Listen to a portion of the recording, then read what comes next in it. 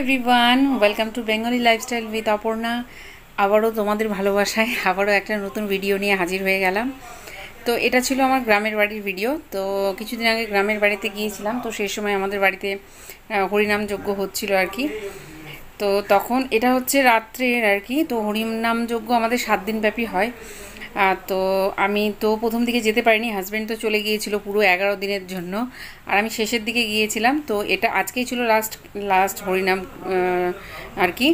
তো কালকে আবার কুঞ্জভঙ্গ আছে, কালকে ভোগরাগ আছে, কালকে প্রায় 10,000 লোকের খাওয়া দাওয়া আছে আর কি।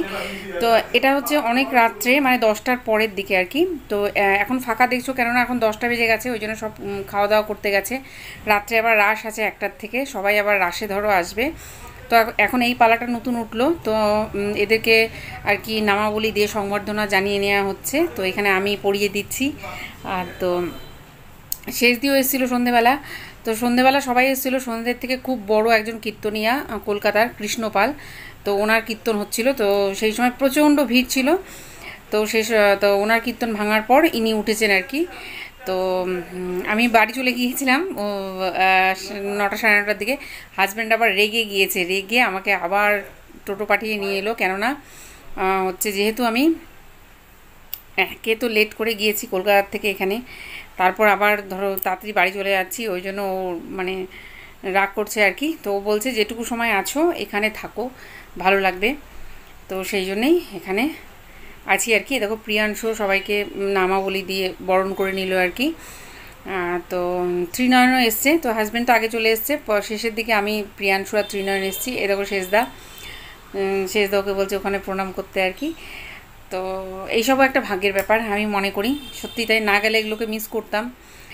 আর এটা তো আমাদের একদম মানে বাড়ির অনুষ্ঠান, নিজের অনুষ্ঠান, তো এইসবের না থাকলে তো হয়ই না। হাজব্যান্ড তো পুরো ব্যবসা বাণিজ্য সব কিছু বন্ধ করে চলে যায়, শুধু মানে এই নামযজ্ঞের টানে আর কি। তো আমার শ্বশুরমশাই প্রতিষ্ঠা করেছিল, ওনার হাতেই প্রতিষ্ঠিত। তো এখন দেখো আবার দেখো ভিড় হয়ে গেছে, অনেক লোকজন চলে এসছে, তো ওনার হাতেই প্রতিষ্ঠিত আর কি। তো হয় না, নিজের জিনিসের একটা আলাদাই একটা টান হয় আর কি। তো এখন দেখো অনেক ভিড়। তিনি তো সকলে জানেন সুর সম্রাট, তত্ত্ব সম্রাট কৃষ্ণ পাল। উনি আমার বাড়ির সামনে কাছাকাছি থাকেন, ওনার সঙ্গে ব্যক্তিগত সম্পর্ক বহুদিনের পরিবারের সঙ্গে। যাই হোক, যে কথাটা না বললেই নয়, যখন গঙ্গাপুত্র বিশ্ব চিরসরে শুয়ে আছেন, তখন মা গঙ্গা তাকে বলল, বাবা তুমি এবার চলো।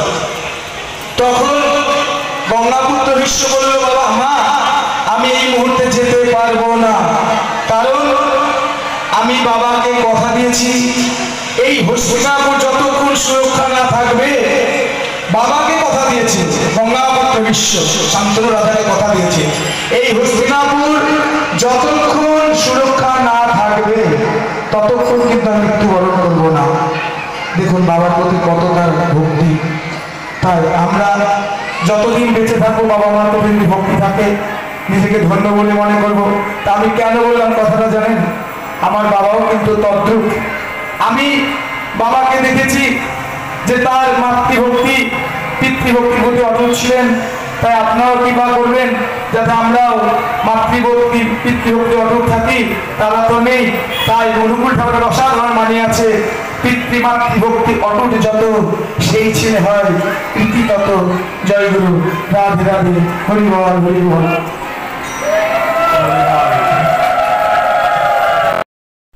তো এটা ছিল সন্ধেবেলার ভিডিও। তো আমি আগে রাত্রেরটা দিয়ে নিলাম, তারপরে সন্ধেবেলাটা। তো দেখো ইনি হচ্ছে কলকাতার সেই নামকরা কীর্তনিয়া কৃষ্ণপাল। তো উনি এখন গাইছেন আর কি। তো দেখো লোকে একদম গিজগিজ করছে, লোকের ঠিক করছে, এত ভিড় হয়ে গেছে চারিদিকে। সেটাও তোমাদেরকে দেখাবো, দেখতে থাকো। তো গ্রামের বাড়িতে গিয়ে সেরকম কিছু শ্যুট করা হয়নি, শুধু এই কীর্তনের মুহূর্তগুলো কিছুটা শ্যুট করেছি। তো সেটাও ইউটিউবে ছাড়ার জন্য নয়, এমনি জাস্ট কিছু মুহূর্ত ক্যাপচার করে রেখেছি। তো যাই হোক, আবার যখন ইউটিউবে ভিডিও দিতেই শুরু করলাম, তখন তোমাদের সাথেও এটা একটু শেয়ার করে নিই। মানে কিছু সময় এমন হয় মন ভেঙে যায়, একদমই ইচ্ছে হয় না। অনেক রকম, বুঝতেই পারছো, সংসারে থাকতে গেলে অনেক কিছু নিয়ে চলতে হয়। তো সবসময় তো আর মন মানসিকতা সমান হয় না। তো যাই হোক, তারপর আমার ফোনটাও খারাপ ছিল।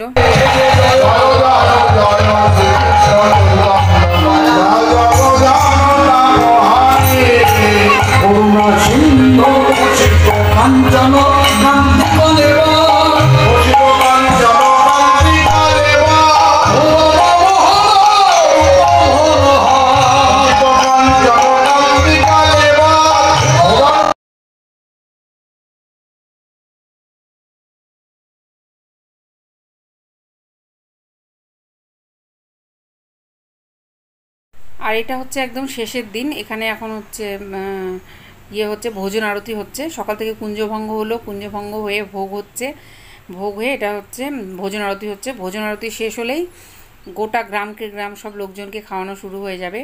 তো ওখানে দেখো ভোজন আরতি গাইছে, ওখানেই হাজব্যান্ড আছে। এটা হচ্ছে পরের দিন আর কি, পরের দিন সকালের ভিডিও। কুঞ্জভঙ্গ শেষ হলো, তো তাদেরকে দেখো নামাবলী পরিয়ে বরণ করে নেওয়া হচ্ছে। এখানে প্রিয়াংশু আছে, ত্রিনয়ন আছে, আমাদের বাড়ির সব ছেলেগুলো আর কি আছে। তো সবাই আর কি মানে নামাবলী দিয়ে ওদেরকে বরণ করে নেওয়া হচ্ছে আর কি। সোহম আছে, ত্রিদীপ আছে, সবাই আছে এখানে। ওইদিকে কীর্তন চলছে।